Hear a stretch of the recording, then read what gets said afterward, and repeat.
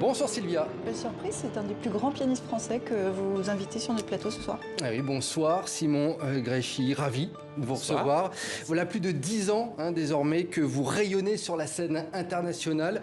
On vous présente souvent comme la pop star de la musique classique et vous faites partie de cette nouvelle génération de musiciens qui dépoussièrent et qui cassent les codes donc de ce genre de la musique classique. Donc c'est pour ça qu'on est aussi ravi de vous retrouver. Comment on fait justement pour dépoussiérer cette musique ? Eh bien, on reste naturel. Et quand on est jeune et qu'on vit dans son propre temps, je dis toujours que ce n'est pas parce qu'on joue Beethoven, Bach, Mozart, des compositeurs qui ont parfois 300 ans, qu'il faut ressembler à leur époque. Donc, je vis dans mon époque, je joue ces compositeurs-là et visiblement, ça dépoussière. Alors, vous serez en concert à Rennes les 15 et 16 décembre prochains, aux côtés de l'Orchestre national de Bretagne. Vous nous promettez cette fois un voyage musical en Amérique du Sud, de la Havane à Rio. On écoute en avant-première, je crois, un des morceaux que vous allez interpréter.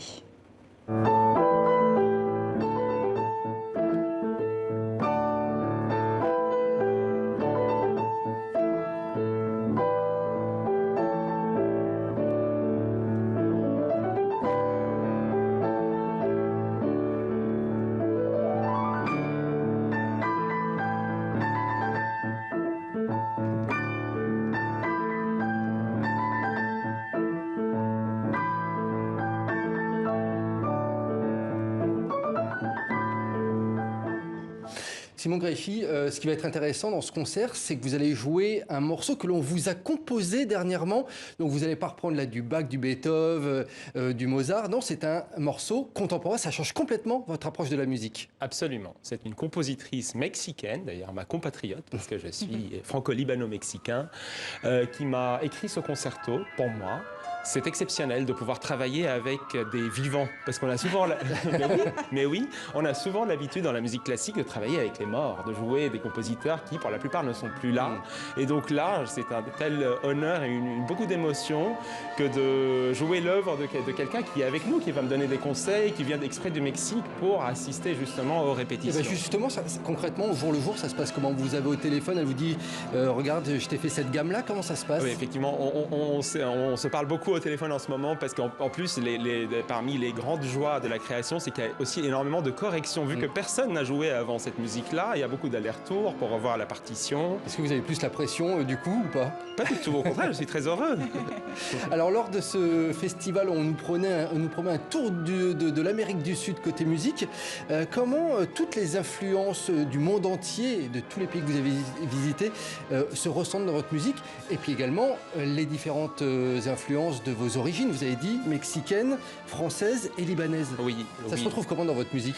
Je sais pas, je suis à plein temps français et libanais et mexicain. Je ne décide pas, là, tantôt je vais être libanais, tantôt je vais être mexicain. Donc ça, véritablement, je me sens comme un melting pot de culture et forcément, de par mes références qui remontent à l'enfance, à l'adolescence, que ce soit des références culturelles, culinaires, rythmiques, musicales, ça s'entend dans une partie de ma musique ou une autre. Là, en l'occurrence, ce programme qui s'appelle Celebración.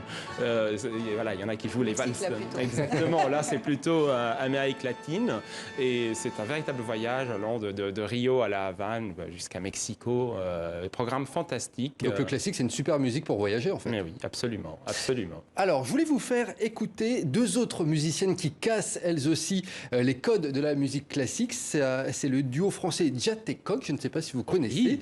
Oui. Le duo qui collabore notamment avec le groupe de métal Rammstein, rien que ça, et elles reprennent les morceaux du groupe allemand au piano, regardez.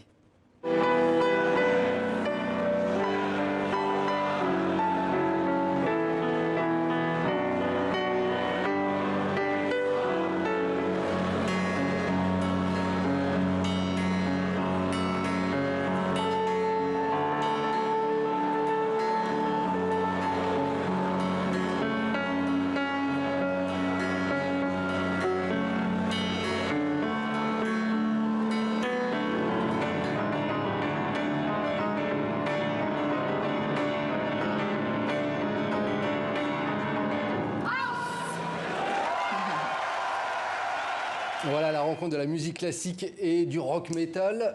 Si je devais vous demander avec quel groupe de rock vous aimeriez jouer sur scène, de votre côté, ce serait lequel? Ce serait Franz Liszt, le plus grand rocker de toute l'histoire de la musique. Ça, c'est un ancien. Oui, c'est un ancien. Pour vous, c'est le plus grand musicien rock'n'roll de la musique classique. Oui, complètement. Franz Liszt, c'est effectivement c'est la personne qui a révolutionné l'univers de la musique classique. Avec ce morceau, je crois que c'est un des morceaux de Liszt que vous avez joué, et ça, c'est pour vous le summum du rock'n'roll de la musique classique, je crois. Oui, en quelque sorte, effectivement, Franz Liszt a été révolutionnaire dans sa vision de voir en fait la musique classique comme une démarche vers l'avenir, comme une démarche aussi européenne. C'était le plus grand européen de son temps. On parle de 1811 à 1886. C'était une rockstar à l'époque aussi. Oui, c'était quelqu'un qui avait la notion du voyage, de l'exotisme, du chic et de la mise en scène aussi. Et il avait beaucoup de fans, hein, je crois. Ah oui. Quel est le nom du morceau que vous interprétez de Franz Liszt là? C'est les réminiscences de Don Juan, je tends l'oreille. C'est les réminiscences de Don Juan inspirées de l'opéra Don Giovanni de Mozart. Et si vous deviez demain partager une scène avec un artiste actuel, avec un groupe de rock ou de rap, ce serait quoi votre rêve? Mon rêve, on laisse les opportunités me faire rêver. Voilà, j'attends que ça vienne à moi. C'est pas forcément un par rêve. exemple. Que j'admire beaucoup, au demeurant. Mais je sais pas, c'est voilà, les opportunités créent elles-mêmes les rêves. Mais je crois que déjà Et non aujourd'hui pas vous faites des ponts vous aussi, hein, entre la musique électro par exemple et la musique classique. C'est comme ça que vous pouvez attirer la jeune génération vers le classique? Pas que, mais effectivement, c'est une façon de faire comprendre à la jeune génération et à mes amis déjà, parce que moi je dis toujours que j'ai envie que mon public vieillisse avec moi et que j'espère que je vais pouvoir encore jouer pendant longtemps et que ce public-là continue à venir à des concerts classiques où parfois l'électro va côtoyer la musique actuelle, la musique classique, la chanson française, le jazz.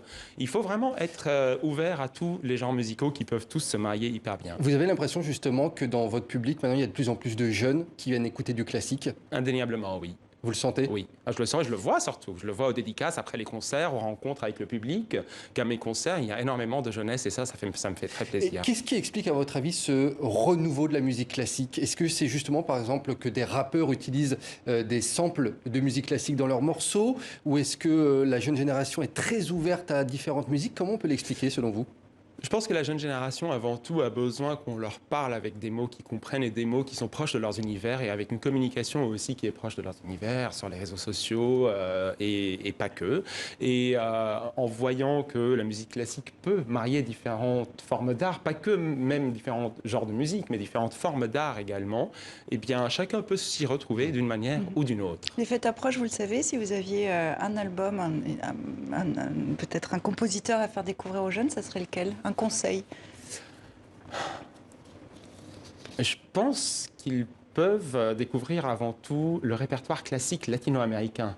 Vu qu'on parlait de Celebración tout à l'heure, et de tout ce répertoire de grands compositeurs savants dans la verve classique, mais nés en Amérique latine. Vous pensez à qui? Villa-Lobos, Évidemment. Lecuona, Gershwin, qui n'est pas latino, il est américain, mais c'est le premier à faire des ponts entre le classique et le jazz. Et bien vous rendez comme ça, on boucle la boucle, vous rendez comme ça hommage à l'une de vos origines. Merci beaucoup. Je rappelle que vous serez en concert au Couvent des Jacobins à Rennes les 15 et 16 décembre prochains. Merci beaucoup d'être venu dans 64 minutes et merci beaucoup Nicolas.